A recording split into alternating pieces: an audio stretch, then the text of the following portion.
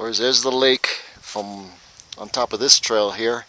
I'm going to go around this ridge up there and hopefully make it on top of that ridge up there. There's TFS right there, trudging along. Our camp is way over that way on the shoreline there. And check this out once we turn this corner here. Booyah!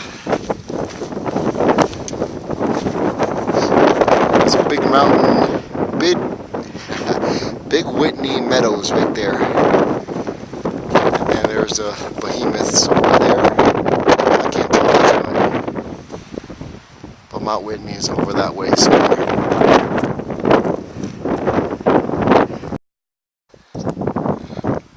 The hell am I doing, humping this like a billy goat?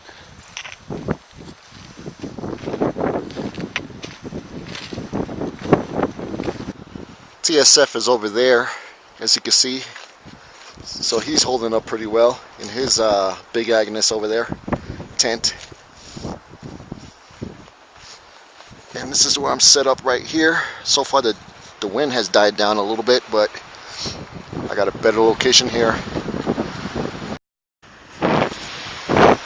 Well, this is my current setup. It's a lot more windier up here, or today in general. But I don't get that flapping noise anymore. I'm just gonna tidy it up a little bit more and see what happens. Tarp camping is a good thing. I love it and everything, but sometimes it's not advisable in certain situations like blizzard conditions, high winds. Like I'm using a tarp right now and it's being blown everywhere. I mean, it's holding, but I have to take some extra precautions to make it hold better. But as you can see, it's quite a bumpy night, or it's going to be quite a bumpy night. But I'm still good with underquilt and top quilt and all that stuff. I'm still insulated pretty well, so this is going to work out for me so far. It's going to keep the rain out if it does rain, but there's no forecast of rain, just this really strong wind up here at 11,000 or 10,000 feet, just above a pass. So that's the cause of the high winds. I mean, it just whips through these canyons and ridges, and you see the results here.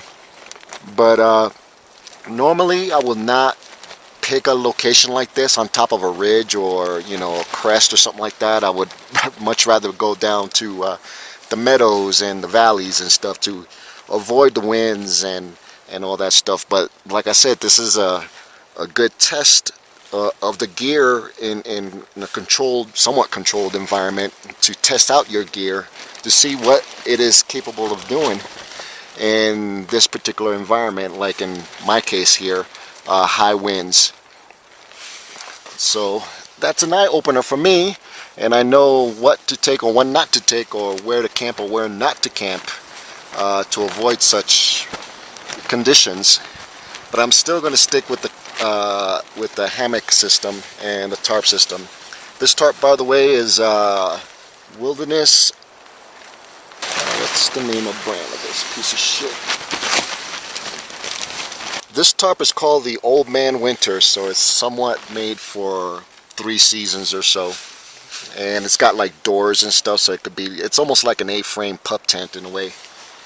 But I like it a lot, and it's going to be a keeper for me for now. And it held up pretty good on the ground, though. While in the hammock, I'm shielded pretty well by the winds so far. I got a tie-out point right here, so it's not going to hit my face or anything. That over here I don't care too much about. And that's about it. That's about the clearance I got on the ground there.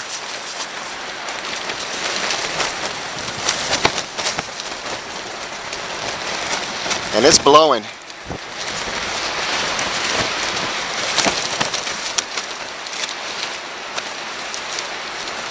And I'm pretty comfortable in here so far, as long as this thing doesn't go fly on me.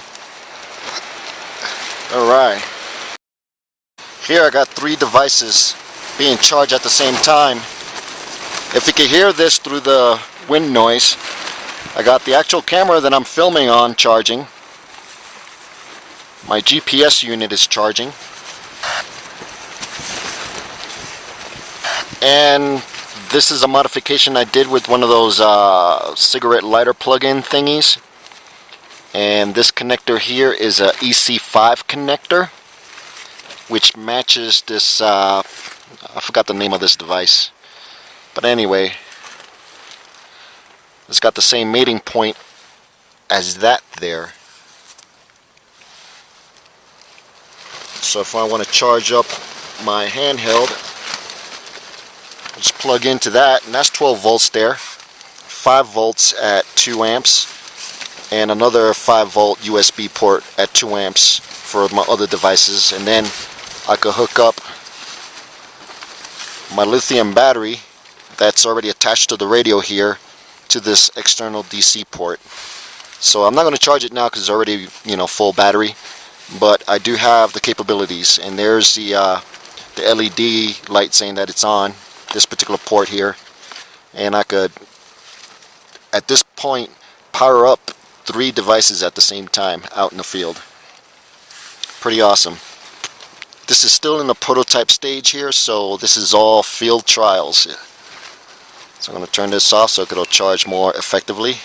Alright, we're both putting the final touches on our loadout to hump out of this place. It's been a spectacular scenic camp out here, for sure. No fires allowed, but oh well, this makes up for it. Talk about a crossroads. Okay, should I go to Mexico or should I go to Canada? Mexico or Canada? I'm going home. The other way around.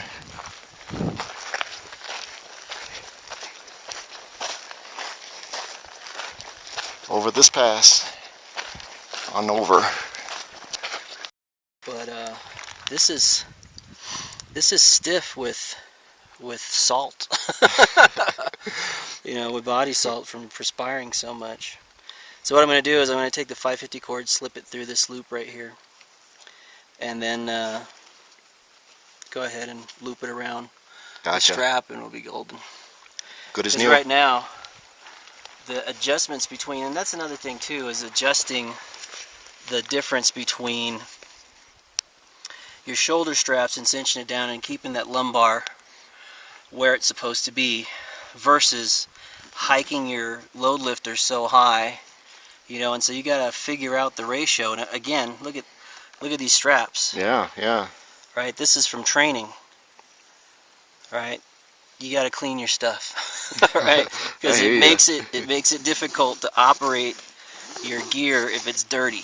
Dirt matters. Dirt, salt, and that. Yeah, so you got to be on it. That's, you know, gear maintenance right there. You know, well, gosh, how do you wash one of these? You take it to the car wash and you hit it with the steam cleaner.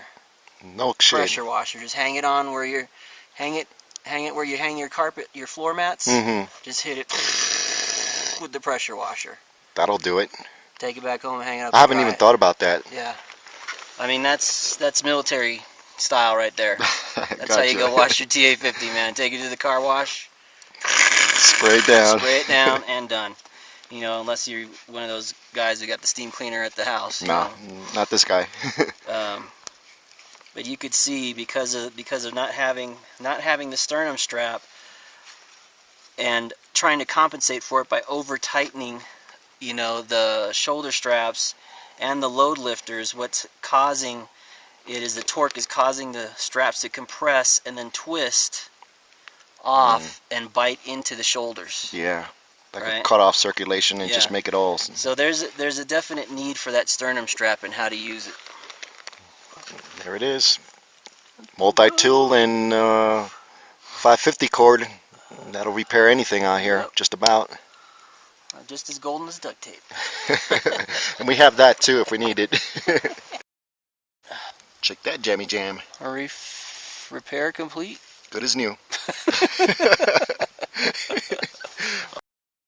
That Condor magazine pouch holds his lenses. Right there. Big old bazooka of a lens at that. Yep. So the only sidearm that you got going on is your SD there and a couple of magazines? Right, XD, couple of mags. I got the Walkman in here right now because I got I'm amber right now. So. Gotcha. That's true tactical right there. Walkman in the magazine pouch. Camera lens in the M4 magazine pouch holder.